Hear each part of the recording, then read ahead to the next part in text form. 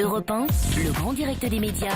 C'est tout comme. Bastien Millot, Jean-Marc. bonjour. Vous vous intéressez à la représentation justement des diversités sur nos écrans. Et oui, Jean-Marc, la télé évolue et bien des années après son passage en Technicolor, elle semble enfin prête à passer au multicolore. Aujourd'hui, la diversité commence enfin à se refléter, même s'il n'y a pas encore de quoi se flatter. Pour ne pas voir une partie du public se braquer, les chaînes ont finalement décidé de changer de braquet, par exemple du côté d'M6, où la jeune Karine Gioc s'apprête à devenir le nouveau joker de l'info. Pour cette journaliste très calée de l'émission Turbo, c'est un vrai démarrage sur les chapeaux de roue.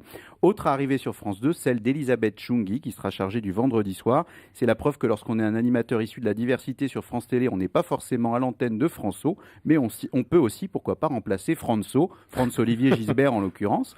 Enfin, au rayon des émissions de variété, la chaîne a repéré le talentueux Hicham Nazal. L'avenir nous dira si en ce qui le concerne, France Télé a eu du nez. Ah, oui, c'est facile ça. En fait, Bastien, en quelques années, les choses ont beaucoup évolué. Bah oui, Jean-Marc, on se souvient qu'en 2006, l'arrivée d'Harry Roselmack au JT de TF1 avait fait sensation. Les plus sceptiques disaient qu'alors que ce présentateur ne serait que l'homme tronc qui cacherait la forêt. Et finalement, le regard du public a changé depuis ce premier jour où la France mata Harry. Désormais, vu le succès du grand journal de Canal, tous les badauds connaissent Ali Badou. Et quand on voit la réussite de Karine Le Marchand sur M6, on se dit que même avec la peau foncée, le public n'hésite plus à donner son blanc-seing. Bref, même si de nouveaux progrès restent à espérer, on a de moins en moins raison de noircir le tableau. L'écran devient enfin un miroir de la société, une glace sans teint imposée, et c'est tant mieux. Mais les codes de popularité comme les courbes d'audience le confirment. Peau claire ou peau mate ne jouent pas sur l'audimat. Merci beaucoup, Bastien Millot.